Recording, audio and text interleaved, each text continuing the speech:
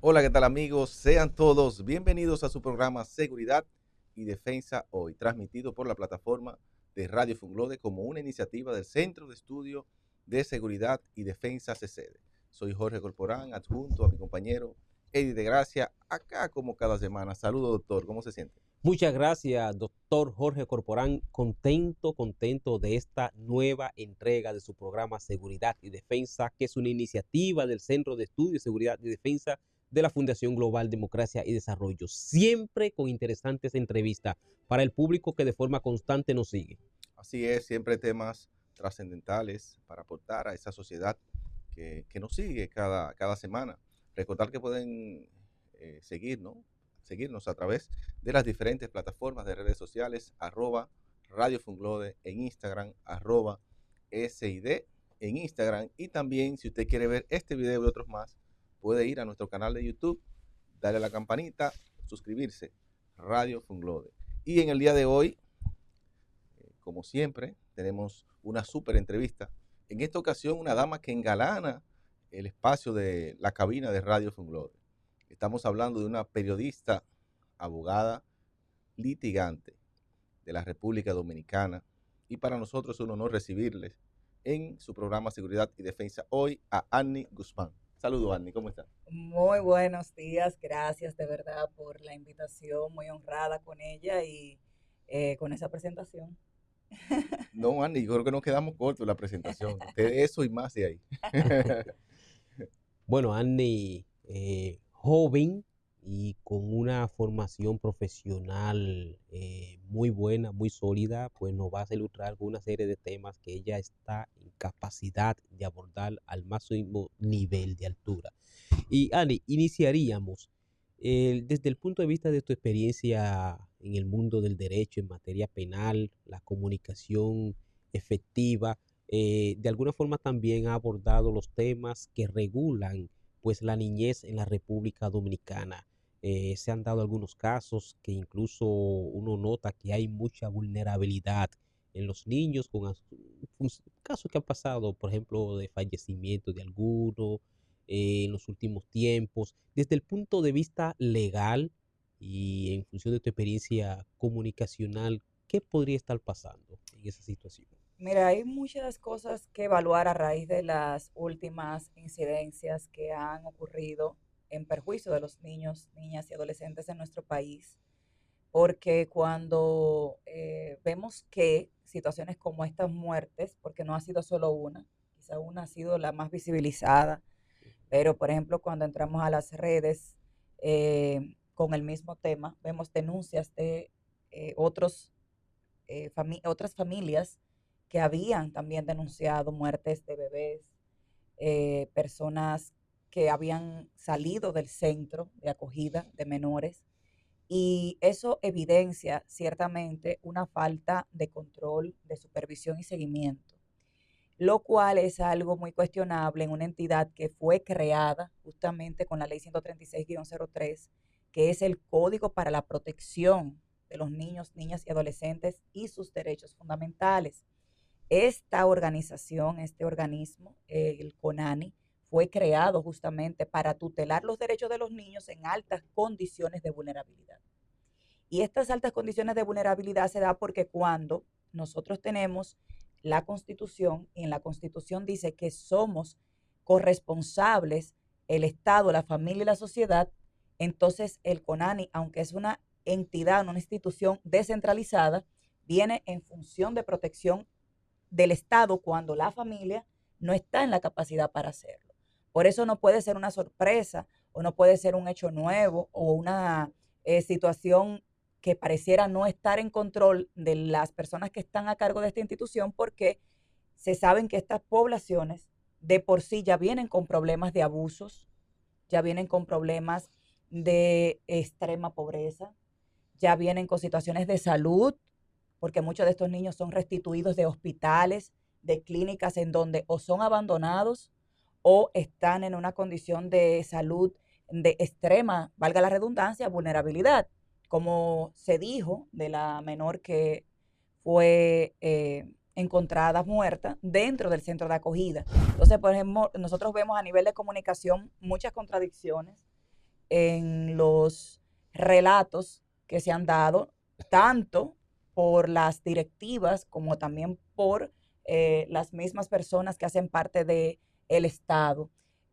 planteando como si fuera una sorpresa que la menor tenía una condición de salud, lo cual nosotros siempre decimos lo siguiente: además de ser de alguna manera activa en la protección de los niños, niñas y adolescentes, también nosotros trabajamos con privados de libertad. Y no es porque los niños estén en una condición de privación de libertad, pero nosotros tenemos un modelo en la ley que regula los derechos de los internos, y una de ellas es justamente la observación y la clasificación de acuerdo a los perfiles Entonces, de cada Conani uno. falló en su rol de Eh, protección, pero también de observación, de vigilancia. Porque ya Exactamente. se sabe que tiene una condición, lo correcto es que se mantenga una vigilancia 100% sobre Y esa niña. ahí es donde decía al principio que se falló en la supervisión y el control, porque, por ejemplo, escuchaba en unas declaraciones que había dado la persona que preside esta entidad, y decía que había una persona de seguridad o una persona encargada de vigilar por cada 15 niñas. En aquel momento fueron las declaraciones, y que por eso esas niñas, todas las 30 niñas, estaban juntas con 2 guías y una persona de seguridad. Entonces, este evento no pasa a cualquier hora, no pasa en un evento en donde, por ejemplo, hay mucho ruido, nadie escucha, o donde es normal que esté el normal bullicio. Pasan unas horas de la madrugada. Y esas horas de la madrugada, entonces decimos, ¿dónde estaban esas 2 guías? Que me parecen muy pocas, pero vamos a decir, porque si se te arma un motín con personas adolescentes que son de alta vulnerabilidad y que probablemente vengan de entornos muy conflictivos, entonces realmente son suficientes 2 guías, pero más allá de eso, ¿dónde estaban en el momento en donde dio el tiempo suficiente para que 2 menores que también necesitaban estar protegidas y vigiladas le quitaran la vida a otra menor? Entonces ahí es donde entramos en esas cuestionantes, hasta dónde realmente el Estado está fallando en la protección de la niñez. Hay una relación tripartita que tú mencionaste: Estado, sociedad y familia. Y vemos que si salimos a las principales avenidas de la ciudad de Santo Domingo, vemos una gran cantidad de niños en los semáforos pidiendo, y muchos de ellos se han dedicado a delinquir, porque tengo un amigo que en una zona céntrica fue despojado de sus pertenencias por una gran cantidad de niños. Eran como 8 o 10 niños que andaban en la calle, no pasaban de 13, 12 años, el más grande. Y vemos que eso incide no solamente en la avenida Máximo Gómez, la 27 de febrero, la Kennedy. ¿Quién está fallando? ¿Quién está fallando? ¿La familia, la sociedad o el Estado? ¿Dónde que está el fallo para que esto esté sucediendo? Es que esa Que responsabilidad es en muchos casos, tripartita. digo lo mismo, son haitianos, son niños de origen haitiano, en muchos casos. En muchos No casos, sí. Sí, pero lo que pasa es que, como yo siempre digo, es una responsabilidad tripartita. Lo que pasa es que va en secuencia. Por ejemplo, yo recientemente, hace unos 3 meses aproximadamente, deposité ante el Congreso, en la Cámara de Diputados, específicamente en la Comisión Permanente de Familia, una propuesta justamente para regular y tipificar la omisión parental grave, y también este tipo de asuntos cuando vemos que no se protegen a los menores en el marco de la familia. ¿Por qué lo planteé así? Porque cuando suceden cosas en la familia, por lo regular el Estado no interviene porque entiende que todo está transcurriendo bien.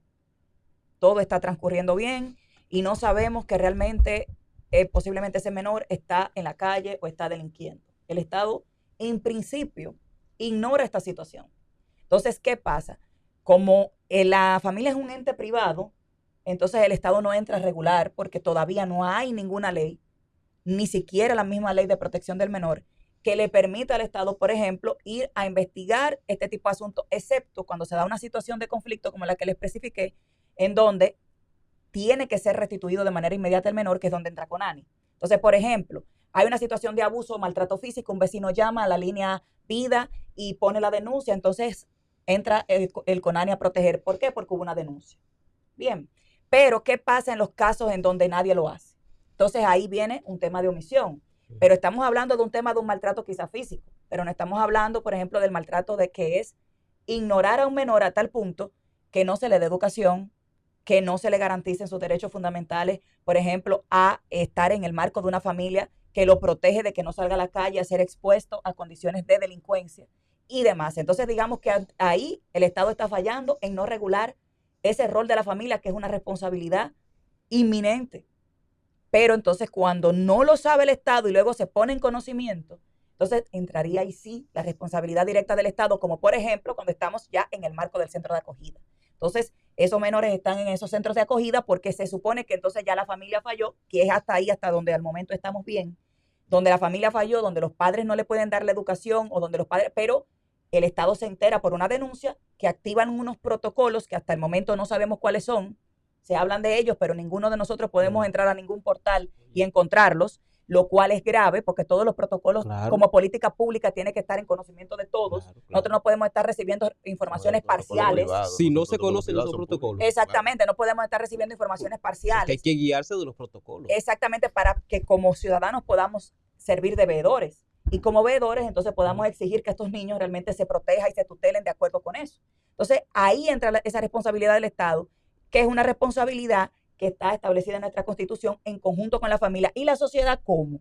La sociedad tiene entonces la otra responsabilidad, que es cuando está en contacto con una situación de vulnerabilidad, en vez de mirar para otro lado, pueda activar los mecanismos correspondientes. Pero aquí hace falta algo más grande que esta responsabilidad, que se llama institucionalidad. Sí, y creo, y me voy por esa misma línea, la institucionalidad. O sea, falta mucho, porque el caso no es solamente el que se evidenció de la niña de unos 14 años que fue víctima por otras niñas.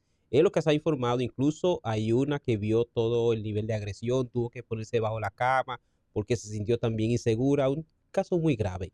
Pero ha pasado con infantes que se han ahogado en una cubeta. O sea, hay un nivel de descuido y hay un nivel también de no respetar protocolos que no se conocen, como usted ha afirmado, y que luego ponen incluso vulnerable a esos adolescentes con otros adolescentes.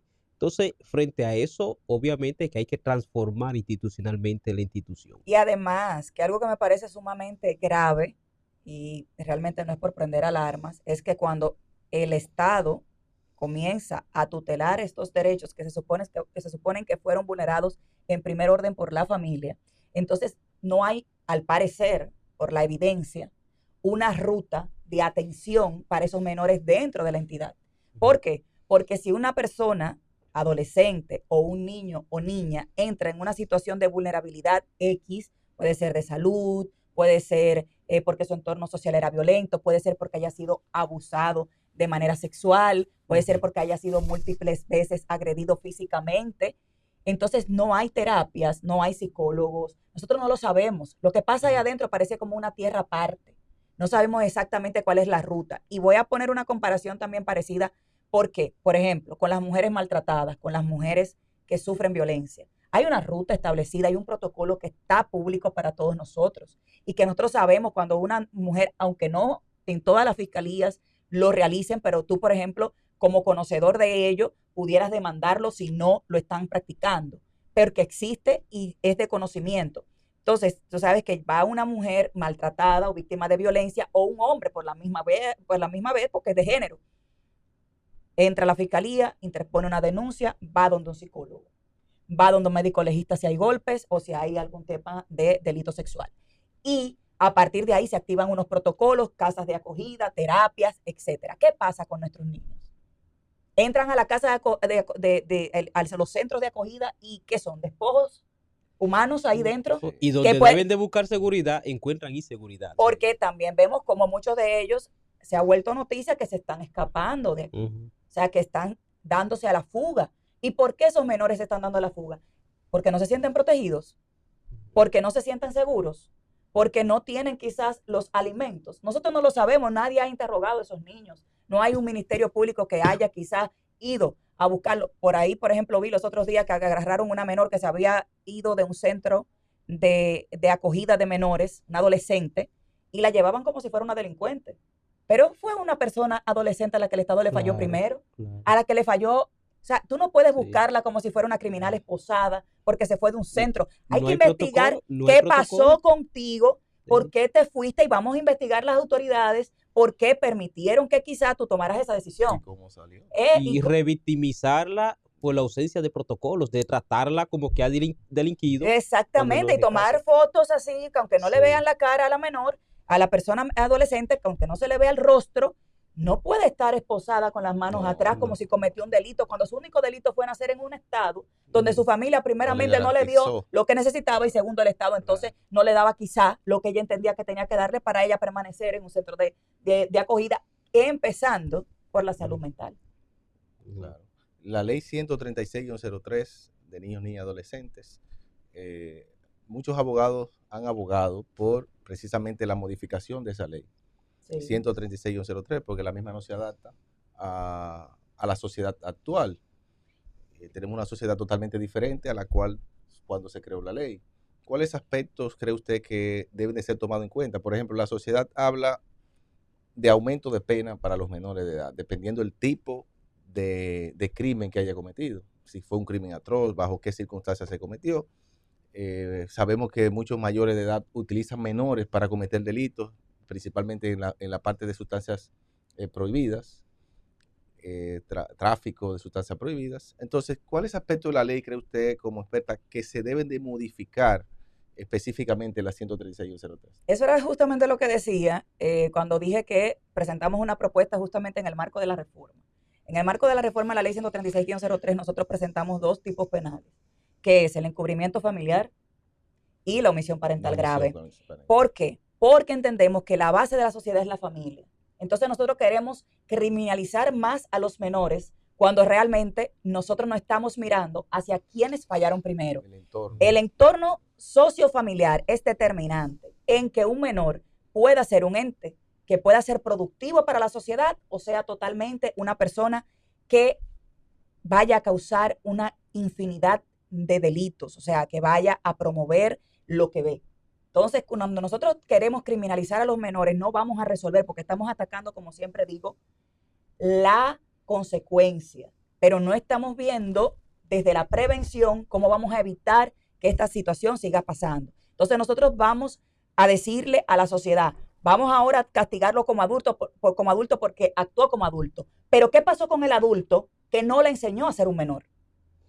Entonces ahí es donde la sociedad tiene que también entrar a proteger y a tutelar a esos menores, porque su familia, que era el responsable directo en un principio, no lo hizo. Ese niño posiblemente creció en la calle. Nosotros tuvimos un caso recientemente que lo vimos muy público en las redes sociales, en donde yo lo analicé, no a profundidad, sino desde los reportes de prensa y los informes que salieron, que le denominaban a ese menor o le denominan el ángel demonio. Todos tuvimos contacto un poco con eso porque era un niño, de alguna manera ni siquiera era adolescente todavía, es como está entre la etapa de la niñez y la preadolescencia, que ya con esa poca edad tenía todo un prontuario delictivo, todo un prontuario delictivo. Entonces, ¿qué decía la madre? Es que él se me salió de control, pero si tú te ibas a analizar a la madre había sido una persona que lo había tenido siendo un adolescente. Entonces, mira cómo la sociedad se hace de la vista gorda ante esta situación y va creando estos fenómenos. Entonces nosotros para analizar el endurecimiento de las penas tenemos que meternos un poquito más profundo, tenemos que navegar un poquito más hondo antes de nosotros comenzar a endurecer penas en contra de los menores, porque los menores, como digo, son responsabilidad del Estado, la familia y la sociedad. Ani, fíjate, son temas muy, muy importantes, pero en el poco tiempo que uno tiene tratando este tema, también queremos tratar otros temas que con ese conocimiento que usted tiene de varios temas y su formación académica, pues nos puede también ilustrar.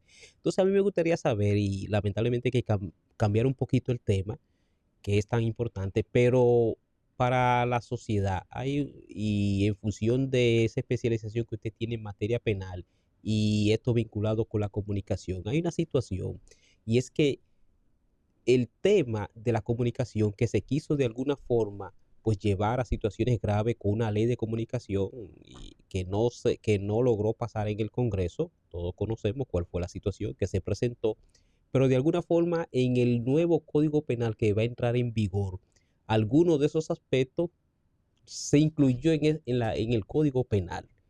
Entonces, desde el punto de vista usted que maneja la comunicación efectiva, que es periodista, que es comunicadora, pero también es abogada, penalista, ya hay instituciones que han anunciado recursos al Tribunal Constitucional porque incluso se criminaliza de alguna forma, se penaliza la labor periodística.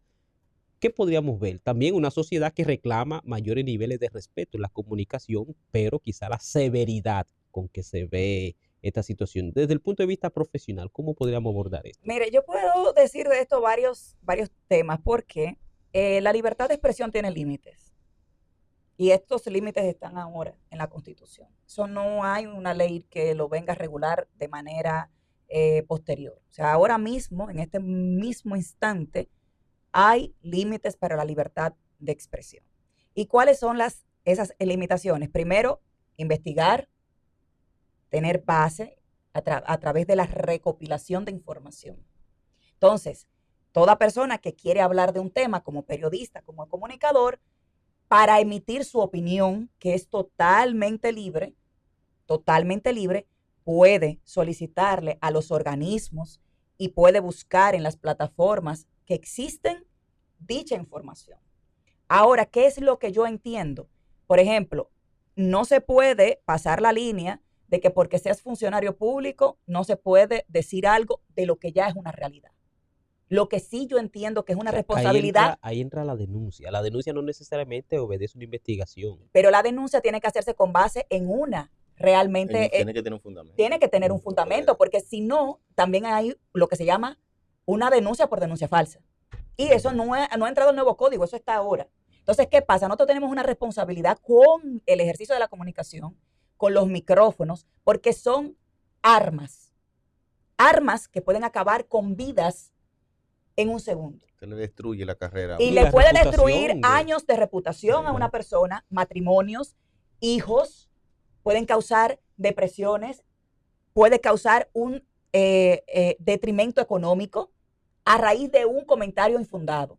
Entonces, ¿qué es lo que sucede aquí? Hay que regularlo bien. Y las personas que claramente se sienten mayormente identificadas con esta situación son personas que ejercemos este ejercicio y este oficio de comunicar, pero para comunicar no hay que difamar. Entonces yo entiendo que la difamación, que ya está regulada, se puede mantener siempre, claro está, respetando esos límites. Recopilar información, difundir información y tratar de no atacar, porque no es algo nuevo. El honor ni la imagen de una persona. Opinión es válido tener previsto cárcel. Pero ya lo está. Sí, pero ya, claro, lo está. Ya lo está. Lo que pasa es que se ha aumentado. Que se aumente quizás lo que hace es recrudecer la pena para que quizás se tome más en serio.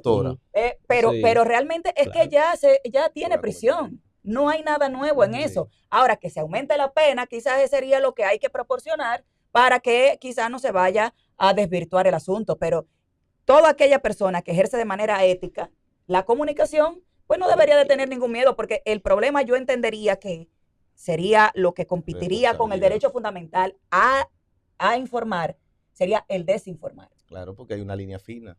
Pero el momento que yo le digo un comentario despectivo a una persona hoy, no cuando entra el nuevo código, hoy, ya se constituye en una injuria. Entonces, ¿cuál va a ser la novedad? O sea, yo siempre escucho eso y fui de las que me lancé inclusive a hablar del tema cuando se quería traer la nueva ley. ¿Pero por qué? Porque había una condición en la que se podía manipular lo que la Constitución establece, pero la Constitución ya te puso ese límite, ya la tiene el límite. Dice, tú no puedes atacar la imagen, el honor, ni la dignidad humana de ninguna persona, que son sus derechos inalienables. Sí. Bien, bueno, Annie, maravilloso el tema y más tenerte por acá entre este espacio de Radio Funglode de Seguridad y Defensa. El tiempo se nos ha agotado, pero nosotros sí vamos a dejar el espacio abierto para que usted tenga otra cita con nosotros, y no con nosotros, con ese público que ha escuchado la forma en la cual usted se expresa y cómo aborda los temas. El tema del Código Penal es un tema que debemos tratarlo específicamente en un programa por lo menos de una hora. Más profundo. Más profundo, sí. Indudablemente. Pero la sí, pincelada que acaba de sí, dar es interesante para poder hacer un debate. sí. No, ya te lo he dicho, Sí. tiene que dar una invitación abierta porque hay tantos temas de diferente naturaleza en el caso del Código Penal, la comunicación, lo que está previsto Los en ese casos de tema, seguir corrupción. profundizando también en el tema de la niñez, que todavía quedan muchos temas, de manera que hay que seguir en Aquí esto. estaré. Sí. Gracias. Sí. Bueno, nosotros agradecer a Annie y también a ese público que conectó con nosotros a través de la plataforma de Radio Funglode. Recuerden que pueden seguirnos en Instagram, @Radio Funglode, también @SID, en nuestro Instagram personal, @Jorge Corporanogando, @Eddie de Gracia. Si quiere ver este video y otros más, solamente tiene que suscribirse al canal de YouTube, darle a la campanita, Radio Funglode, y así puede seguir este contenido, como dice una compañera periodista, un contenido de alto valor. Así que nos vemos en otro episodio más de su programa Seguridad y Defensa Hoy. Hasta la próxima.